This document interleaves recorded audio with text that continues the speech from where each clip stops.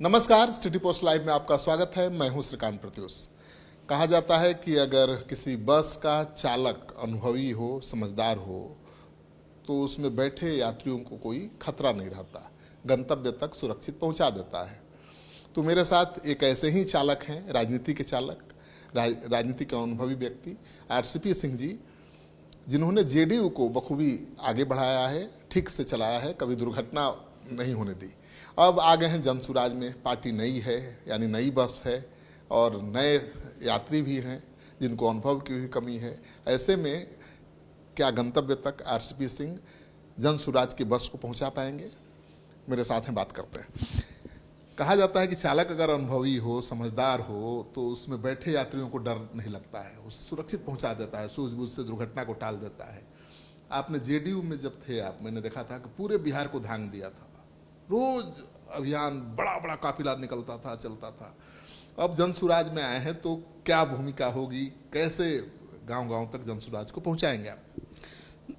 देखिए श्रीकांत जी, मैं तो 1982 से पब्लिक लाइफ में हूँ और मैंने यूपी में काम किया है, बिहार में काम किया है, दिल्ली में 7 मंत्रालयों में मैंने काम किया है। संगठन की भी जिम्मेवारी हमने उसका निर्वहन किया है, सरकार पद पर भी रहे और सरकार चलाने में सहयोग भी किए। तो आपने कहा कि हाँ, अनुभव तो मेरे पास 43 वर्षों का है। और ये आपने नाम लिया जनता दल यू का, तो जनता दल यू में तो समझिए कि काफ़ी मौका मिला काम करने का, ज़मीन तक जाने का। और आप सब जानते हैं कि जब मैं वहाँ था तो 33 हम लोग प्रकोष्ठ बनाए थे, 1-2 नहीं। मेन पार्टी तो थी, 33 प्रकोष्ठ थे। तो मुख्यमंत्री जी मजाकिया लहजे में कहा करते थे कि आप जब जाते हैं तो आपके साथ सैकड़ों गाड़ियाँ रहती हैं, मैं जाऊँ तो मेरे साथ सिर्फ 8 गाड़ी रहती है। हम क्या, आप मुख्यमंत्री हैं तो आपका तो प्रोटोकॉल है, हम तो भाई संगठन के आदमी हैं। तो हमारा जिला अध्यक्ष है, इतने प्रकोष्ठों के जिला अध्यक्ष हैं, सब लोग हैं, आजकल सब के पास गाड़ियाँ हैं, तो स्वाभाविक है। देखिए, मुख्य क्या होता है, राजनीति में उसी दल का भविष्य होता है जिसमें कार्यकर्ता का सम्मान हो, जिसमें कार्यकर्ता को लगे कि नेता हमारे से संपर्क में रहते हैं, हमारे सुख दुख में खड़े रहते हैं। और ये अगर आपने स्थापित कर लिया अपने कार्यकर्ताओं के साथ, तो फिर आपको कोई रोक नहीं सकता है। और जनता दल में हमने किया यही था कि हमारा चाहे बूथ लेवल का कार्यकर्ता हो, पंचायत लेवल का कार्यकर्ता हो, प्रखंड लेवल का कार्यकर्ता हो, जिला लेवल का हो, मैं सबको अच्छे से जानता था। और बहुत सारे से कार्यकर्ता थे, मैं संख्या नहीं बताऊंगा, उनको मैं फर्स्ट नेम से जानता था। तो ये एक बड़ी भारी ताकत होती है संगठन में, जिसमें अगर आप अपने कार्यकर्ताओं के साथ एक समन्वय लेकर चलते हैं। तो आप, हम लोग जनसुराज में हैं, जनसुराज में इसके सूत्रधार संस्थापक प्रशांत जी हैं, और प्रशांत जी हम लोग साथ काम किए हुए हैं। और एक बात, जितने हमारे भी कार्यकर्ता हैं ज़्यादातर जेडीयू बैकग्राउंड के ही हैं, उनके साथ भी हैं काफ़ी लोग जेडीयू बैकग्राउंड से हैं। तो हम लोगों के यहाँ जितने भी कार्यकर्ता हैं, हम लोगों के काम करने की भी चीज़ को जानते हैं। आपने देखा होगा उस ज़माने में जब माननीय प्रधानमंत्री जी ने नीतीश बाबू के बारे में एक कह दिया था, डीएनए के बारे में, तो किस प्रकार का ड्राइव चला था, घर घर दस्तक कार्यक्रम चला था। आज आप देखिए, बिहार में बदलाव के लिए जो 1 करोड़ हस्ताक्षर का समझिए अभियान जो शुरू किया जनसुराज पार्टी ने, साधारण नहीं है। 1 करोड़ लोगों से हस्ताक्षर करने का मतलब क्या होता है? उतने लोगों के पास जाना, उनसे अपने संगठन के बारे में बताना, अपनी पार्टी की नीति के बारे में बताना, हमारा क्या कार्यक्रम है, उससे जब अवगत कराते हैं तो निश्चित रूप से आपकी ताकत मिलती है। और एक जो होता है ना सकारात्मक, कि आप कहीं जाते हैं तो एक सकारात्मक सोच के कि हम आएंगे तो ABCDE करेंगे। लेकिन वही हस्ताक्षर अभियान चुनौती भी बन जाता है कभी कभी। नीतीश कुमार ने भी बिहार को विशेष दर्जा दिलाने के लिए करोड़ों लोगों का हस्ताक्षर अभियान चलाया था, और आज तक दिला नहीं पाए। सरकार में मजबूत होते हैं, यानी अपने शर्त मनवाने की स्थिति में होते हैं, तब भी नहीं बिहार के लिए विशेष दर्जा ले पाए। देखिए, उसमें मैं बता देता हूँ, क्योंकि मैं उसमें एकदम सीधे इन्वॉल्व था। तो हम लोगों ने जो ये साक्षरता अभियान बिहार को विशेष राज्य का दर्जा देने के लिए चलाया, सिर्फ बिहार ही नहीं, आपको याद होगा कि गांधी मैदान को 10 बजे दिन में हम लोग भर दिए थे। आप रामलीला मैदान को सिर्फ और सिर्फ उसी रैली में हम लोग भरे थे। ऐसा नहीं है कि उसका रिजल्ट नहीं आया। देखिए, मैं बताऊं ये जो है, ये जो विशेष राज्य का दर्जा का जो प्राविधान था ना, वो जब एक समय था कि जब वित्तीय आयोग उसको एक रखता था टूल, जिससे कि जो स्टेट्स भी राष्ट्रीय मानक से विकास में पीछे रहे उनको विशेष किया जाए, लेकिन अब वो समाप्त हो गया। इसका ये मतलब नहीं, जब हम लोगों ने किया था तो आप समझिए कि बिहार को उस समय चिदम्बरम साहब वित्त मंत्री थे, निकाल के देखिए, बहुत बड़ा एक स्पेशल पैकेज मिला था। हम लोग देखिए विशेष राज्य के दर्जा का, उसमें क्या होता था कि आपको भाई इंडस्ट्री लगाने में आपको इनकम टैक्स का और भी डायरेक्ट टैक्सेस का रिबेट मिलेगा, आप जो भी वहाँ सेंटर से मिलेगा तो 90% उसमें जो होता है एड होता है। तो ये जो नीतीश बाबू ने अभियान चलाया था ना, उसका फ़ायदा मिला बिहार को। उसके चलते बहुत सारे ऐसे जो समझिए सेक्टर्स में, शिक्षा के क्षेत्र में, स्वास्थ्य के क्षेत्र में, आज आप जाते हैं बिहार में कितनी खूबसूरत बिल्डिंगें सब बनी हुई हैं, तो पैसा कहाँ से आया है? ये सारे उस समय जब ये अभियान चला ना श्रीकांत जी, उससे जो फंड का डिवोल्यूशन हुआ, उससे बिहार में इस प्रकार के जो इंफ्रास्ट्रक्चर बन गए हैं। तो देखिए अगर जब कोई अभियान आप चलाते हैं, अब जैसे आपने अभी बिहार में बदलाव का है, सोच क्या है? सोच ये है कि देखिए चलिए कि जितने तरह की सुविधाएं मिलनी होती, देखिए नीतीश बाबू हम लोग सब साथ में थे, जब उसमें थे तो भाई उनका सुशासन था। इस पार्टी का नाम है जन सुराज, सुराज का मतलब गुड गवर्नेंस होता है। तो होता है कि जितने भी तरह की सुविधाएं हैं जो सरकार लोगों को मुहैया कराना चाहती, वो सीमलेस ढंग से बिना किसी के लोगों को पहुंच जाए। इसके साथ साथ जो समाज में जिन तक आज विकास की किरण नहीं पहुंची, जैसे मान लिया इतनी बड़ी शक्ति जो है नारी शक्ति का है, किसान हैं, बेरोजगार हैं, बहुत सारे लोग हैं, उनके लिए आपके सामने बिल्कुल स्पष्ट योजना चाहिए। देखिए नीतीश बाबू को आप याद करिए, पहला फेज में जब हुआ था 2010 के बाद से, तो चलाया था 7 निश्चय। उसमें प्रशांत जी हम लोग सब साथ थे। ये 7 निश्चय कोई बोलेगा नहीं, लेकिन ये फैक्ट है कि इसकी पहली जो है ना शुरुआत प्रशांत जी ने की थी। हम लोग सब बैठे थे कि साहब हम लोग कुछ लेके जाना चाहिए, तो बोले क्या लेके जाना चाहिए? तो 7 निश्चय। आप याद करिए जब दोबारा मुख्यमंत्री जी बने तो 7 निश्चय पार्ट 2 किए, मतलब आपको उसके आगे चलना है। तो प्रशांत किशोर ने जो योजना बनाई थी उसी पर आगे बढ़ रही है। मैं बता रहा हूँ आपको, क्योंकि देखिए जो चीज़ अच्छी होती है ना, आप देखिए जैसे नीतीश बाबू ने बिहार में काम शुरू किया, जैसे 2005 से 2010 के बारे में लोग बोलेगा गोल्डन पीरियड था किसी भी क्षेत्र के लिए। तो सरकार में भाई उसमें हम थे साथ में उनके, हम लोग तो भाई सरकार तो कंटिन्यूटी है ना। आपको क्या होना चाहिए कि जहाँ जहाँ रुकावटें आती हैं, जहाँ जहाँ सुधार की संभावना है, उसको अगर ठीक करते रहिएगा तो जो आपने कहा कि जो गंतव्य है, हमारा गंतव्य क्या, हमारा लक्ष्य क्या है? बिहार को विकसित प्रदेश बनाना। देखिए साधारण गंतव्य नहीं है, कहेंगे सब लोग, और अगर आप उसको बिल्कुल क्वांटिफाई करिएगा तो मैं बार बार बोलता हूँ कि भाई 2047 तक माननीय प्रधानमंत्री जी कहते हैं कि देश को विकसित हम राष्ट्र बनाएंगे, कहते हैं ना, तो बिहार को भी तो विकसित प्रदेश बनना पड़ेगा। लेकिन आप जरा आइए, चैलेंज कितना बड़ा है, साधारण नहीं है। आज की तारीख में एक मैंने बहुत बार कहा है कि आज प्रति व्यक्ति आय भारतवर्ष में औसतन 2 लाख के आसपास है। बिहार आज भी 60,000 के आसपास टिका हुआ है, सिर्फ 60,000। अब जो 2047 में बिहार को विकसित, देश को विकसित राष्ट्र बनना है, तो वो 15 से 16 लाख हो गए प्रति व्यक्ति आए। तो आप जरा सोचिए कि 2 लाख को करना है 15 से 16 लाख राष्ट्रीय स्तर पर, और बिहार में 60,000 को करना है 15 से 16 लाख। कितनी बड़ी चुनौती है। और इसके साथ साथ जब चुनौती होती है तो अवसर भी होता है। और देखिए होगा कैसे, आपका जब वेल्थ क्रिएशन होगा, इन्वेस्टमेंट जब आएगा, तो सरकार का तो इन्वेस्टमेंट अपनी जगह है। बिहार सरकार का बजट 3,17,000 करोड़ का है। लेकिन देखिए कि निजी निवेश कितना होगा बिहार में। जब तक रोजगार के अवसर नहीं पैदा होंगे, कैसे लोगों का जो है उनके इनकम बढ़ेगी? और रोजगार के अवसर पैदा, कृषि के क्षेत्र में तो किसान लोग खेती करते हैं, लेकिन जो उसके बाद फूड प्रोसेसिंग, उसके बेस जितनी इंडस्ट्री है उसको लगाने की। साथ ही साथ मैं बार बार इस बात को बोलता हूँ, कोई नहीं बोलेगा इसको, क्योंकि मैं स्टील मिनिस्टर रहा और मेरे अंदर NMDC एक PUC थी, मेरे सामने प्रेजेंटेशन हुआ था।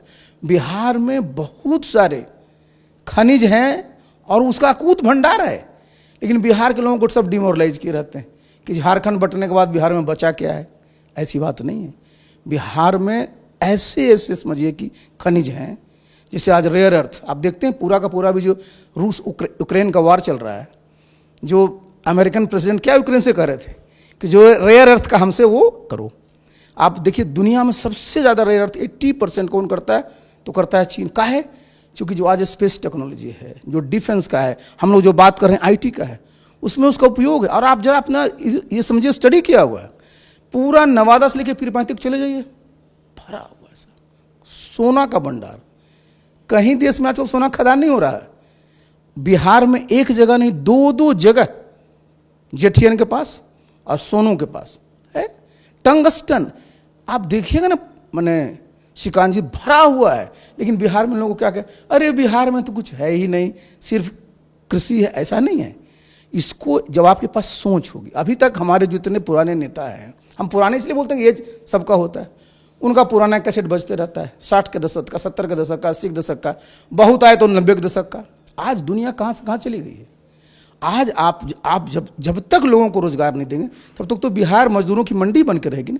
जब हमारे पास इतना, आप देखिए अपने पास क्या है, इतना मैंने बता दिया, खनिज संपदा है, हमारी जमीन इतनी उपजाऊ है, हमारे लोग इतने मेहनती हैं, सिर्फ हमको कैपिटल ना चाहिए। तो कैपिटल के जितने भी उद्योग धंधे लग रहे हैं किसी भी प्रदेश में, चाहे वो महाराष्ट्र में लग रहे हैं, तमिलनाडु में लग रहे हैं, कर्नाटक में लग रहे हैं या गुजरात में लग रहे हैं, तो सिर्फ उन्हीं का होता है। भाई जितने फाइनेंशियल इंस्टीट्यूशंस होते हैं, इंटरनेशनल फंडिंग होती है, लेकिन इसको प्रेजेंट तो रखना पड़ेगा, करना पड़ेगा। लेकिन बिहार में उस सेंटर में कभी चर्चा में नहीं आएगा। क्या चर्चा में आएगा? यहाँ इशू ऐसा हो जाता है कि लोग उसी में भटक जाते हैं। लेकिन नीतीश कुमार की सरकार पर लगता है आरोप, चाहे नीतीश कुमार पर, कि नौकरशाहों पर ज़्यादा भरोसा करते हैं। आज की तारीख में भी लग रहा है कि नौकरशाह ही सरकार चला रहे हैं। आप जब थे साथ तो यही आरोप लगता था कि आप ही चला रहे हैं सरकार। नीतीश, आखिर क्या सच्चाई है? आपने बड़ी अच्छी बात कही। देखिए प्रशांत जी अभी जो बिहार बदलाव यात्रा जो शुरू की, कहाँ से की? शताब्दी आरा से, जेपी के उनके उससे, उनके क्या था, लोकशाही। नीतीश बाबू से जब हम लोग बात करते थे, हमेशा बोलते थे कि मेरे रहते लोकशाही को कैसे कोई कमजोर कर सकता है। लोकशाही का मतलब जहाँ जनप्रतिनिधि जो लोग हैं उनका शासन है। तो आप देखिए है क्या समस्या होती है, क्या है। ये सिर्फ बिहार की बात नहीं है, पूरे अगर प्रदेश में भी देखेंगे ना, जहाँ जहाँ देखिए जो भी ब्यूरोक्रेसी है, तो उनका क्या दायित्व होता है? उनका दायित्व होता है कि सरकार के सामने जो भी प्रस्ताव है उसको रखना। एक तो वो है, और वो प्रस्ताव कौन रखेंगे? जितनी पॉलिटिकल पार्टीज है, जैसे नीतीश बाबू का है, तो जब आप मैनिफेस्टो बनाते हैं तो आप कहते हैं ना कि हमको ABCD करना है। तो उस मैनिफेस्टो, जब आप सत्ता में आते हैं तो उस मैनिफेस्टो को लागू करते हैं। और ये जो है, ये जो आपके जो जिनको आप नौकरशाह कहते हैं, उनका यही दायित्व होता है कि उसको एग्जीक्यूशन के लिए क्या क्या चीज़ करें। तो देखिए दो पहलू है। आपको अगर किसी भी जो आपका मैनिफेस्टो उसको लागू करना चाहते हैं, तो उसकी समझ जितने आपके नौकरशाह नीचे तक उनको होना चाहिए, तब उसको लागू कर पाएंगे। दूसरा, ये रोल किन का होता है? ये रोल होता है जो हेड है, माननीय मुख्यमंत्री जी का, कि जितने भी निर्णय लें उसमें जितने भी आपके जनप्रतिनिधि रहें वो सब उसमें समाहित हों। आप देखते हैं जितने तरह के आप पूरे प्रदेश में देखते हैं कि कार्यक्रम क्रियान्वयन समिति है, मुख्यमंत्री की अध्यक्षता में, जिलों में होती है मंत्री की अध्यक्षता में। सब वो क्यों होता है कि जितने तरह के स्कीम है उसके बारे में जो मॉनिटरिंग होती है, तो कलेक्टर मुख्य प्रोजाइड नहीं करता है, जो प्रभारी मंत्री होते हैं वो प्रोजाइड करते हैं। प्रदेश में होता है चीफ सेक्रेटरी प्रोजाइड नहीं करते हैं, मुख्यमंत्री प्रोजाइड करते हैं। तो देखिए लोकशाही का मतलब क्या होता है कि भाई जो आपका नीति निर्धारण का, साथ साथ उसके अनुश्रवण का आपकी न सिर्फ भूमिका होनी चाहिए, वो भूमिका दिखनी भी चाहिए कि नहीं जितने भी जनप्रतिनिधि हैं वो इसमें एक्टिवली भाग ले रहे हैं। अब देखिए समस्या और कुछ नहीं है, ये मैं बोलता हूँ दुख भी वो लगता है। भाई नीतीश बाबू का एक स्वास्थ्य स्थिति में था, हम जब तक थे, नीतीश बाबू की पहचान क्या थी? अच्छा बोलना, बॉडी लैंग्वेज कितना सुंदर, किसी चीज़ को पढ़ लिख करके समझ करके बोलना। लेकिन आप जानते हैं श्रीकांत जी, आपकी भी उम्र होगी, हमारी भी उम्र होगी, कई बार होता है। तो आज हम देखते हैं तो हमको तकलीफ क्यों बात होती है? देखिए जो उनकी स्थिति थी ना, उनके नियंत्रण में नहीं है। जब नियंत्रण में नहीं रहेगा तो चलाएगा कौन? हम तो उस दिन भी बोल रहे थे प्रेस कॉन्फ्रेंस में कि नीतीश बाबू का नियंत्रण रहता है अपने प्रशासन पर। तो जो देखिए आप जरा समझिए, बड़ा महत्वपूर्ण बात है कि राहुल गांधी जी LOP हैं, लीडर पोजीशन है। भाई कल जो LOP होता है वही प्रधानमंत्री बनता है, जो प्रधानमंत्री होती है वो भी बनता है। प्रदेश में क्या होता है? जो LOP हो मुख्यमंत्री बनता है। आप बताइए भाई, वो दरभंगा जा रहे हैं और वहाँ पर वो मिलना चाहते हैं अंबेडकर छात्रावास में, क्या इसमें परेशानी है? लोकतंत्र में मिल भी नहीं सकता। और सबसे हमको खराब क्या लगता है कि आप कलेक्टर को सामने कर देते हैं, कलेक्टर जो है बदकुच्चन करने लगता है, ये अच्छा नहीं लगता है। आप देखिए प्रशांत जी गए कल्याण बिघा, उसके पहले प्रशांत जी कितने बार कल्याण विभाग जा चुके हैं, हम लोग कितने बार जा चुके हैं। अब भाई वहाँ उनका जो डीएसपी है और एसडीओ है वो प्रशांत जी से उलझ रहा है। ये तो नीतीश कुमार का निर्देश नहीं होगा। देखिए मैं बता रहा हूँ, क्या ही मैं बता रहा हूँ कि नीतीश बाबू का नियंत्रण रहता है तो ये सब सीन आपको देखने को नहीं मिलेगा। इसी में लोग जो कहते हैं कि अब नीतीश बाबू का कोई कंट्रोल नहीं है, कौन चला रहा है मैं नहीं जानता। नीतीश जी होते तो क्या होता, मतलब खुद डिसीजन उनका। आपको मैं बता दूं, मैंने उस दिन भी बोला था, मैं इस बात को फिर रिपीट करना चाहूँ।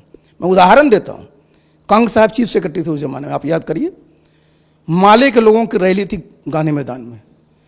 कंग साहब आए, मुख्यमंत्री से मिले कि सर ये लोग बड़े उस टाइप के हैं, इनको अनुमति देना सही नहीं, बड़ा तोड़ फोड़ करेंगे। नीतीश बाबू का स्वभाव है उनका, सुने, जब चले गए तो हमसे बोले कि रामचंद्र बाबू इनको कहिए कि न सिर्फ अनुमति देंगे, हम बिहार के मुख्यमंत्री हैं, हमारे वो लोग हैं, उनके ग्रीवांश से उसको रखना चाहते हैं गांधी मैदान में, तो अनुमति तो दे ही, साथ साथ गर्मी का महीना है, उनके लिए पेयजल की व्यवस्था कर दें, टैंकर लगा दें। ये नीतीश बाबू भाई आप जान लीजिए, अगर रैलियां नहीं होती, संघर्ष सड़क पर, तो नीतीश बाबू होते। लोग जेपी मूवमेंट से आए ना, हमारी तरह तो आईएएस के रूट से आए नहीं है। नीतीश कुमार का ये तो विचार बड़ा नेक था, लोकतांत्रिक परंपरा के अनुकूल था। तो इसलिए मैं बता रहा हूँ ना कि वो ये बताता हूँ, ये दिखाता है कि उनका कोई नियंत्रण नहीं बच गया। जब वो नियंत्रण नहीं है, सरकार तो चल ही रही है, तो इसलिए कौन चला रहा है तो उसका क्या इंपैक्ट आएगा, कहाँ चला जाएगा, कोई जिम्मेवारी किसी के लिए कोई लेता ही नहीं। भद्दी किसकी पिटती है? सरकार कौन चल रहा है, बीजेपी चला रही है, नौकरशाह चला रहे हैं? देखिए मैं फिर बता रहा हूँ, दस्तखत तो मुख्यमंत्री जी का ही होता है। जब तक वो मुख्यमंत्री, दस्तखत उन्हीं का है, जो भी फोन करेगा तो उन्हीं का नाम लेके फोन करेगा। लेकिन जो चीजें घट रही हैं ना, तो भाई अब ये कौन चला रहा है, हम तो चूंकि बहुत 3 साल से बाहर हैं, नहीं तो मैं आपको बता देता कि कौन चला रहा है। अब तो जेडीयू में नीतीश कुमार ने आपको बहुत अहमियत दी, आप पर बहुत भरोसा भी किया, आपको बहुत आगे भी बढ़ाया, आज एक पहचान है राजनीति में आपकी, तो इसका क्रेडिट जाता है नीतीश कुमार को। क्यों छोड़ना पड़ा नीतीश कुमार? ये तो मैं कई बार बोल चुका। देखिए मैं बताऊं, एकदम सही बात बताइए। सही बात। देखिए मैंने एक भी काम जब तक मैं जनता दल यू में था बिना नीतीश बाबू की अनुमति से तो किया नहीं। क्या हमारे ऊपर लोग आरोप लगवा दिया था कि अपने से ओथ ले लिए मंत्री का, क्या समझ लीजिए क्या आरोप लगवा दिए कि रामचंद्र बाबू जनता दल यू को तोड़ रहे थे प्रधानमंत्री से मिलकर के। माने देखिए ऐसा ही आरोप था। सोचिए जरा महाराज, अच्छा हम तोड़ रहे थे तो हम तो सड़क पर आ गए, आज जो लोग आरोप लगा रहे थे वो सब सरकार में है कि नहीं है? समझिए कौन सही था। और एक बात मैं बता दूं, ये आप पूरा रिकॉर्ड अगर देखिएगा, बीजेपी के बड़े नेताओं से बात करेगा, नीतीश बाबू को तो अब याद नहीं रहता है। 2017 में भी तो प्रधानमंत्री जी ने नाम मांगा था, 2020 में भी तो नाम मांगा था, और हमको कौन बताए हैं जाने के लिए? ललन जी को भी हमको पता है, उनसे भी बात किए थे। जब बताया मुख्यमंत्री जी ने कि आप जा करके आपको ओथ लेना है, तब ना हम ओथ लिए। और ओथ के बाद क्या हुआ, जब हम बने मंत्री तो कहा कि भाई आप मंत्री बन गए, अब हमको राष्ट्रीय अध्यक्ष ललन जी को बनाना है। तो आप जरा जो उसमें एक एग्जीक्यूटिव कमेटी बैठक उसमें देख लीजिए कि सब में क्या बोला है कि मेरे कार्यकाल के बारे में बोला, सब बोला। मैं मंत्री बना, टेलीफोन पर बधाई दिए, क्या करने लगा अपने से? तो बताइए, भारत सरकार को कोई मंत्री अपने से बन सकता है? तो जो इस तरह की गलतफहमियां जो होता है ना भाई, अब ये मैं नहीं कहता कि मैं तो रोज रहता नहीं था, मैं मंत्री था तो अपना काम में रहता था।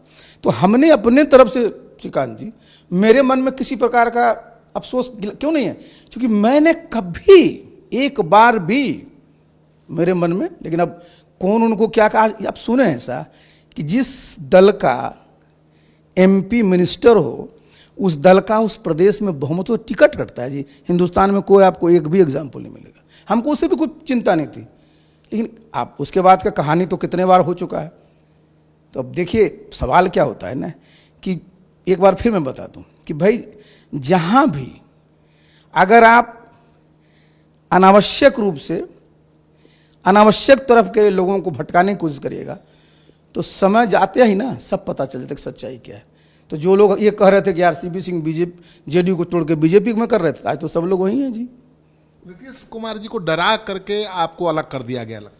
नीतीश बाबू को कोई नहीं डरा सकता, ये मैं बता दूं।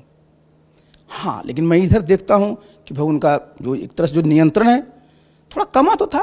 अब किस परिस्थिति, हम पहले जब था उनके साथ तो मैं तो रोज उनसे मिलता था, और जब मैं मंत्री हुआ तो भाई मैं जब पटना था तभी ना मैं मिलता था।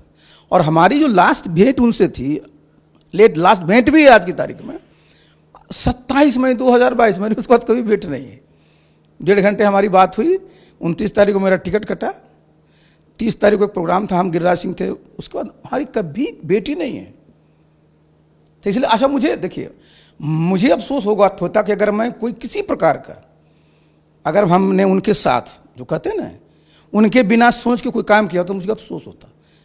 हमको देखिए, हम क्यों अंदर से मजबूत हैं, क्योंकि भाई हमने कोई ऐसा काम नहीं किया, हमने कोई ऐसा निर्णय नीतीश बाबू से नहीं निलवाया जो कि आगे गलत सिद्ध हुआ। तो इसलिए देखिए, हमारे मन में न कुछ था। आज भी मैं बता दूं, नीतीश बाबू के प्रति तो मेरा बता रहे हैं तो हाँ, अब लेकिन हम बोलेंगे ना, जो चीज़ स्थिति तो बोलना तो पड़ेगा कि जिस प्रकार की घटनाएं घट रही है। तो देखिए, एक समय होता है, सबका समय होता है। आप ज्यादा बोलेंगे नीतीश जी के खिलाफ तो आपके खिलाफ भी तो कार्रवाई हो सकती है। कहा जा रहा है कि पुराने मामलों को फिर से उठाया जा रहा है, जांच होगा। सुनिए महाराज, हम एक जांच फेस किए हैं, सुन लीजिए, मैं बता दूं। मैं यूपी में भी था तो मैं सब टॉप पोस्ट पर रहता था, तो सबको लगता है कि यही है। और जितने लोग हमको जानते हैं वो भी जानते हैं कि भाई कोची। देखिए, ये सब चीज़ों का, देखिए, ये कौन ये सब करता है? ये सब वो करता है जिसका फ्रेम ही वही रहता है, जिसकी नेगेटिव सोच ही रहती है। हमारा फ्रेम ही वो नहीं। अच्छा, हमारा वो फ्रेम रहता है श्रीकांत जी, हम गांव के स्कूल से पढ़ करके जी पटना में पढ़ करके हम IAS कर गए। हम लोग कोई कोचिंग किए थे क्या? हम लोग में आरक्षण था क्या? ऐसा नहीं है। लेकिन विंडिक्टिव एक्शन हो, सरकार कार्रवाई करे तो मुसीबत तो बढ़ेगी ना। सुनिए, हम सरकार में तो इतने वर्ष रहे हैं जी, ऐसा थोड़े है। आप तो जानते भी हैं सरकार कैसे परेशान करती है। सुनिए, जो परेशान करता है ना किसी को, खुद परेशान होता है। देखिए, सरकार में आप आते हैं जनता की सेवा करने के लिए, समझे कि नहीं? सरकार में आते हैं कि प्रदेश के लोगों की बेहतरी हो, सरकार में आते हैं कि लोगों की आमदनी कैसे बढ़े। सरकार में आप व्यंजन से अगर काम करिएगा ना तो दिन भर उसी में उलझे रहिएगा। अब जनसुराज में आ गए हैं, आपकी कोई भूमिका तय हुई है, क्या करने वाले हैं? तो भाई हमारी तो पूरी भूमिका ही रही है। भाई मैं तो संगठन का भी आदमी हूँ, मेरा काम ही। अच्छा देखिए, अभी हम लोग तो यहाँ 0 पर है, हम लोग पहली बार जाएंगे चुनाव में, तो हमारा क्या दायित्व है कि हमारा जितने प्रकार का अनुभव है, जितने तरह का हमारा यहाँ पर रहा है, उस सबको कैसे इकट्ठा कर करके जो चुनाव हो उसमें कैसे हमारे ज़्यादा से ज़्यादा उम्मीदवार चुनाव में जीते, हमारा यही लक्ष्य है, समझे कि नहीं? और बाकी तो मैं पद पर सब रह चुका हूँ। मैं तो राष्ट्रीय अध्यक्ष जनता दल यू का भी था, यहाँ भी था। मैंने बताया, मैं तो केंद्रीय मंत्री रह चुका हूँ। आप जानते हैं केंद्रीय मंत्री को, अगर आप जान लीजिए तो जब केंद्र में रहता है तो उसका प्रोटोकॉल मुख्यमंत्री से ऊपर होता है। वही तो पूछ रहा हूँ, राज्य में रहता है तो मुख्यमंत्री के बराबर होता है। केंद्रीय मंत्री रहे, JDU के टॉप लेवल पर हैं। ये देखिए, हम तो चाहेंगे ना कि चूंकि भाई हम लोग एक नई पार्टी, बिल्कुल एकदम नया है। प्रशांत जी भी 2 अक्टूबर को गठन किए थे, हम भी 30 अक्टूबर को किए थे, समझे कि नहीं, पिछले वर्ष। तो हम लोगों की एंट्री नहीं है, तो हम तो चाहेंगे कि भाई हमारी जब एंट्री हो तो हमारा जो इतना अनुभव है, प्रशांत जी का इतना अनुभव है, उसका लाभ लेकर करके धमाकेदार शुरुआत की जाए, जिससे आगे की राजनीति। कोई पॉलिटिकल पार्टी 2 दिन के लिए बनती है, ये बहुत वर्षों के लिए बनती है। कहा जा रहा है कि जब आपने विलय का फैसला लिया तो आपके पार्टी के भी कई लोग थे जो विरोध कर रहे थे। सुनिए, देखिए, अच्छा ये बताइए, एक बात मैं बता दूं, एक शाश्वत नियम है। आप अपना कोई प्रोग्राम है, कोई एक रूटीन है आपका, उसको हल्का चेंज करके देखिए, अंदर से एक आता है, लेकिन आपको लगता है नहीं तो ज़्यादा बेटर है। तो ये तो अच्छी चीज़ है ना। देखिए, हमने जैसे हमारे जितने भी साथी थे, मैंने सबको यहीं पर बुलाया, हमारे समझिए जितने भी हमारे थे, उसमें जिनके मन में जो भी थोड़ी जो भी अप्रहेंशन था, सबको हमने क्लियर किया, उन लोगों को भी क्लियर किया। जिनको थोड़ा और समझने के थे, प्रशांत जी से हमने कहा जाकर मिल लो। देखिए, ये तो अच्छी चीज़ ना भाई कि हम लोग जो भी निर्णय लिए हैं सबसे विचार कर करके, सबकी सहमति से। और लोकतंत्र में तो देखिए जितने भी मत होते हैं ना, सबको आपको सुनना पड़ता, तब जाकर सर्वानुमति बनती है ना। आनंद मिश्रा ने जनसुराज छोड़ दिया है और आरोप लगाया है कि भाई कोई पावर नहीं था, केवल पद था। देखिए, पावर जो होता है ना, पावर की परिभाषा क्या होती है? पावर का परिभाषा तो इतने होते हैं ना कि आपके पास वो शक्ति होना चाहिए कि जो आपको जिम्मेवारी मिले उसको आप लागू करा दें। इतना सा चाहिए पावर, चाहे वो कलेक्टर का पावर हो, डीजीपी का पावर हो, या किसी पॉलिटिकल वर्कर का पावर हो। तो सबसे बड़ा जो लोकतंत्र में होता है आपकी शक्ति क्या है कि मैंने बताया ना आपको, शुरू में मैंने बताया कि कार्यकर्ता से जोड़ने में कोई पावर की जरूरत तो है नहीं, उसको अपने दल की बात समझाने में, विचार समझाने में तो कोई पावर की जरूरत नहीं है। और अगर आपका इस तरह का कार्यक्रम चलता रहेगा तो निश्चित रूप से आपका दल की ताकत बढ़ती है। और अभी तो मैं बताया, जब दल की ताकत बढ़ती है तो आगे चल करके जब आपका दल जब जीतने लगेगा चुनावों में, तो जब स्थिति आएगी तो फायदा कौन लेगा? जो भी दल में हैं, जो मजबूती से काम करें, वही उनका नाम सबसे आगे रहता है। तो देखिए, अब ये तो कोई भी व्यक्ति कहीं भी काम करता है, और सबसे अच्छी चीज़ क्या होती है राजनीति में कि आप जो है काम करते हैं तो अपनी इच्छा से काम करते हैं, इस पर किसी का दबाव नहीं होता। आनंद को, एग्जिट को कैसे देखते हैं? हम न तो आनंद को बहुत जानते हैं, तो इसलिए हम इस पर बहुत कुछ बोल नहीं सकते हैं। लेकिन लोग जुड़ रहे हैं जनसुराज से, अगर आरोप लगा रहे हैं कि उनको काम नहीं मिल रहा है, उनको अधिकार नहीं मिल रहा है, तो आप गए हैं तो आपने तो तय किया होगा ना। देखिए हम लोग बताए ना आपको, हम तो इतना सब चलते, इसलिए हम लोग इस सब चीज़ में कभी, ये सब छोटी चीज़ होती है। आप देखिए, एक बात बता दें, आपको बड़ा काम करना है ना श्रीकांत जी, तो बड़ी सोच रखनी पड़ेगी। छोटा सोच से, छोटा दिल से बड़ा काम नहीं होता है। पद तो कोई मायने नहीं रखता। क्या मायने रखता है? कौन सा पद आपको नहीं? अच्छा बताइए, हम तो बोले एक बार हमसे पूछे कि एक पार्टी के नेता के बारे में, हम कह रहे वो सबकी हिम्मत है, बिहार के बीडीओ के चैम्बर में नहीं जा सकता है।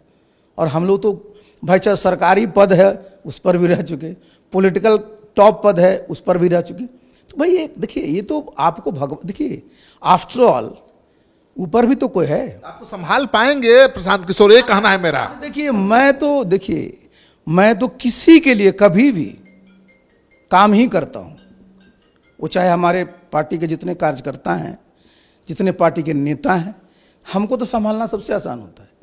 जब नीतीश बाबू के साथ इतने वर्ष तक हम काम कर लिए जी, उनसे टफ कोई बॉस मिलेगा क्या आपको?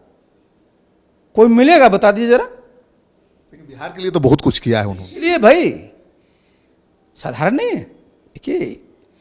देखिए आपकी बहुत सारी अपेक्षाएं होगी तब ना आपको परेशानी होगी। कहा जाता है कि जेडीयू में जब आप थे, प्रशांत किशोर भी थे, तो दोनों में भी बहुत रस्साकसी थी। कुछ नहीं था। अच्छा, ये रस्साकसी रहता तो 2015 के अंदर इतना चुनाव लड़ लेते हम लोग सालों तो साथे खाना खा रहे थे। क्या रस्साकसी? देखिए होता क्या, नंबर 2 बन गए थे। अच्छा एक बात बताइए, नंबर 2 तो नीतीश बाबू ने अपने कार्यकाल में प्रशांत जी को बनाया ही था। देखिए लोग भूल जाते हैं, नीतीश बाबू राष्ट्रीय अध्यक्ष थे पार्टी के, हम तो जनरल सेक्रेटरी थे, केसी त्यागी भी जनरल सेक्रेटरी थे। नीतीश बाबू ने अपने कार्यकाल में पहली बार प्रशांत जी को उपाध्यक्ष बनाया। तो उपाध्यक्ष नंबर 2 होता है, जनरल सेक्रेटरी उपाध्यक्ष होता है, नंबर 2 होता है। तो देखिए वो कोई मतलब नहीं है भाई। इस तरह की जो लोग बात करते हैं तो फैक्ट भी चेक कर लिया करें। प्रशांत किशोर में है दम, कुछ कर पाएंगे। सुनिए, देखिए हर एक व्यक्ति में, मैं बता दूं, दम होता है। और समाज में अगर अपने जितने कॉम्प्लीमेंट्रीज हैं उसको साथ लेकर के चलिएगा तो दम ही दम होता है जी। मैंने तो यही ना हमारी जब बात हुई तो हमने कहा कि देखिए भाई आपके बहुत सारे पॉजिटिव्स हैं, हम लोगों ने भी काम किया है, तो दोनों मिलेंगे तो 1 और 1 2 नहीं 11 होगा। ऐसा नहीं है। नीतीश कुमार को एक खासियत और एक कमजोरी बताइए। देखिए उनकी सबसे खासियत यही रहती थी कि सबको सुनने के बाद जो निर्णय उनको अच्छा लगता था उसको लागू करते थे। कमजोरी क्या है कि कनमा में कुछ कह दिया तो थोड़ा तिरबिला जाते थे, तो हमारे टाइप का आदमी था तो तुरंत समझा देते थे, और कुछ नहीं।